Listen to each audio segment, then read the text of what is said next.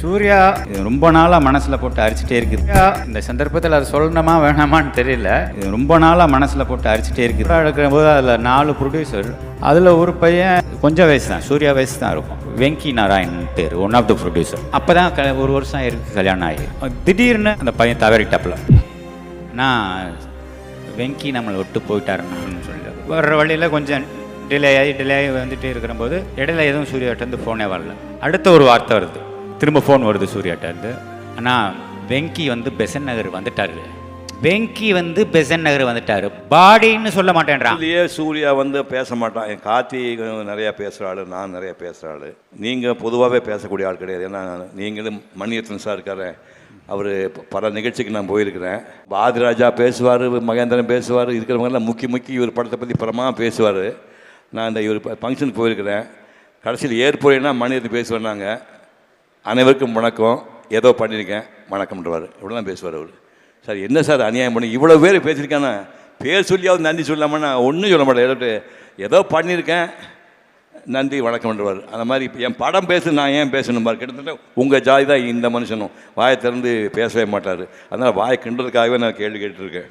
இப்படி இயல்படியே பேசாத சூர்யாவை விதாமல் அந்த மாதிரி வாயாடு கேட்டு நினைக்க வைக்கலாம்னு எந்த இடத்துல உங்களுக்கு தாட்டு வந்துச்சு? இல்லை அவன் எப்போ பேசியிருக்கானா? பொதுவாக ஒரு 4 பூரா 2 வாரம் தான் பேசுவான். எந்த அட்டமட்டில் இல்லை இவனை வச்சு ட்ரை பண்ணி பார்க்கலான்னு பண்ணீங்க, நீ நினச்ச அளவுக்கு பண்ணான் அவன் 100%. ஓ சூர்யா இந்த சந்தர்ப்பத்தில் அது சொல்லணுமா வேணாமான்னு தெரியல.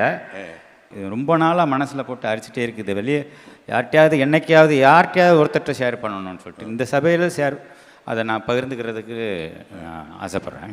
நந்தா படம் எடுக்கும்போது அதில் 4 ப்ரொடியூசர், இல்லை அமெரிக்கா அங்கேருந்து அமெரிக்காவில் போயிட்டவங்க. அதில் ஒரு பையன் கொஞ்சம் வயசு தான், சூர்யா வயசு தான் இருக்கும். வெங்கி நாராயண் பேர், ஒன் ஆஃப் த ப்ரொடியூசர். 4 ப்ரொடியூசரில் ஒரு ப்ரொடியூசர்.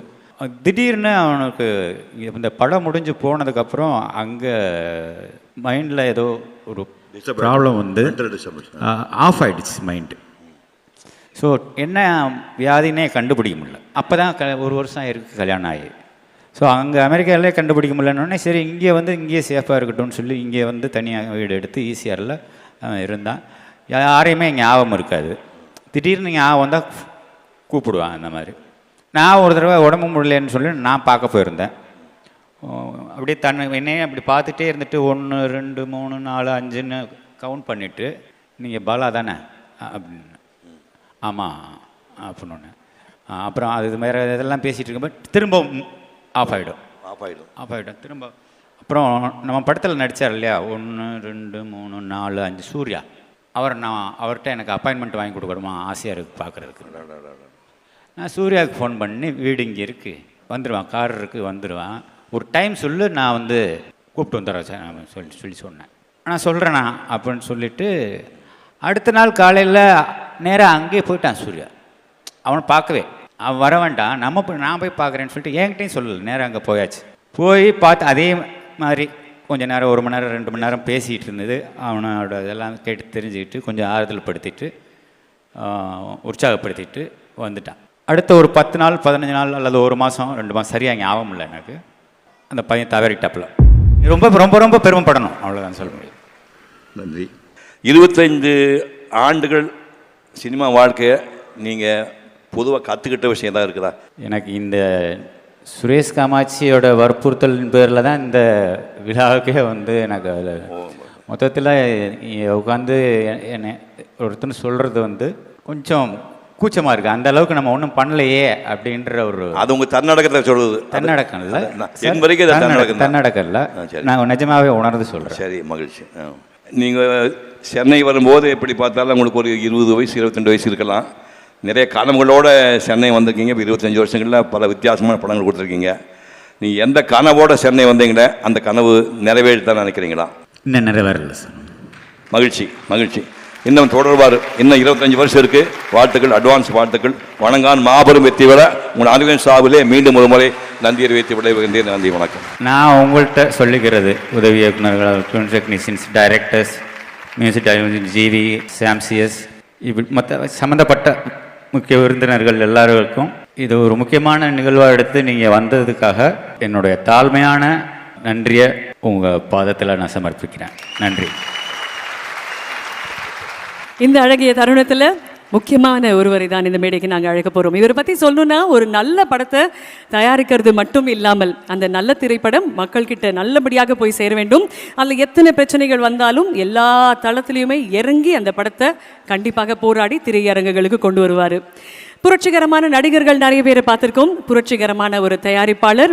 மாநாடு, 7 கடல் 7 மலை, மிக மிக அவசரம் அப்படின்ற திரைப்படத்தில் இயக்குநராகவும் இருந்து Nagaraja Cholan MA MLA, GV2, Rajakili, kangaroo மாதிரி தனித்துவமான திரைப்படங்களை உருவாக்கிய நமது அன்பான தயாரிப்பாளர் சுரேஷ் காமாட்சி அவர்களே ஒரு மிகப்பெரிய கைத்தட்டலோட இந்த மேடைக்கு வெல்கம் பண்ண இந்த அழைப்பை ஏற்று வந்திருக்கும் சூர்யா சார் அவர்களுக்கும் ஒட்டுமொத்த திரைகளுக்கும் ஒரு தந்தை என்ற அளவுக்கு ஒரு மிகப்பெரிய ஒரு மரியாதைக்குரிய ஒரு சிவகுமார் சார் வந்ததில் ரொம்ப பெருமை. அன்பண்ணை வந்திருக்காங்க, அண்ணன் தானு அவர்கள் வந்திருக்காங்க, விக்ரமன் சார் மற்றும் இங்கே சத்யஜோதி ஆரோஜன் சார் மற்றும் போற்றுதலுக்குரிய இயக்குநர்கள் நிறைய பேர் இங்கே வந்திருக்கீங்க.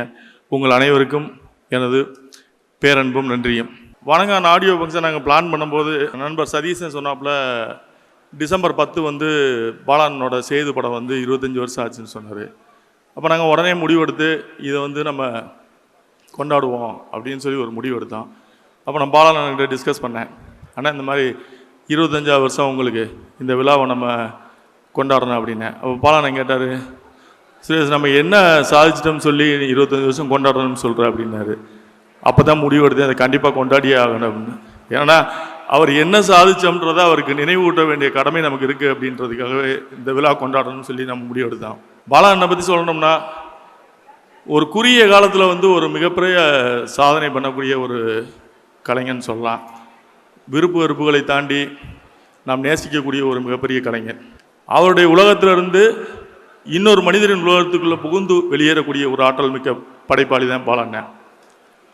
பாலாண்ணனோட படைப்புகள்லாம் நீங்கள் பார்த்தீங்கன்னா எல்லாமே ஒரு விளிம்பு நிலை மனிதர்களோட கதையாக தான் இருக்கும். அதில் ஒரு அறம் இருக்கும், அதில் ஒரு நியாயம் இருக்கும், ஒரு கோபம் இருக்கும். அது அத்தனைக்கும் சொந்தக்காரர் தான் பாலாண்ணன். பாலாண்ணனுடைய படைப்புகளை தாண்டி பாலாண்ணன் நெருங்கி பழகினவங்களுக்கு தான் தெரியும் பாலாண்ணன் வந்து ஒரு குழந்தை உள்ளம் கொண்டவர்னு. அவருடைய கோபம் வந்து சில நேரங்கள் நியாயமாக கூட இருக்கலாம். ஸோ அவரை பாராட்ட வேண்டிய கடமை நம் தமிழ் திரையுலகு இருக்குன்னு நான் நினச்சேன். நான் என்னென்னா இங்கே நம்ம நிறைய பேரை வந்து கொண்டாட தவறிட்டோம், இயக்குநர்களை நிறைய பேரை கொண்டாட தவறிட்டோம். அப்படி நம்ம தவறு நாட்களில் Mahendran sir, Balu Mahendra sir, Rudraiah sir, இப்படி நிறைய பேரை வந்து நம்ம மிஸ் பண்ணிட்டோம். ஸோ இனியாவது இது ஒரு தொடக்கமாக இருக்கட்டும், நம் சாதனையாளர்களை, நம் படைப்பாளிகளை நாம் கொண்டாடுவோம் அப்படின்ற ஒரு நோக்கத்தில் இது ஒரு துவக்கமாக தான் இதை ஆரம்பிச்சிருக்கேன். இது வந்து தொடர்ந்து நடக்கணும்னு நான் ஆசைப்பட்றேன். ஏன்னா நம்ம படைப்பாளிகளை நாம் கொண்டாட தவறக்கூடாதுன்றது என்னுடைய விருப்பம். ஏன்னா நம்மகிட்ட இல்லாத திறமையாளர்களே கிடையாது, நம்ம தமிழ் சினிமாவில் இல்லாத திறமையாளர்களே கிடையாது.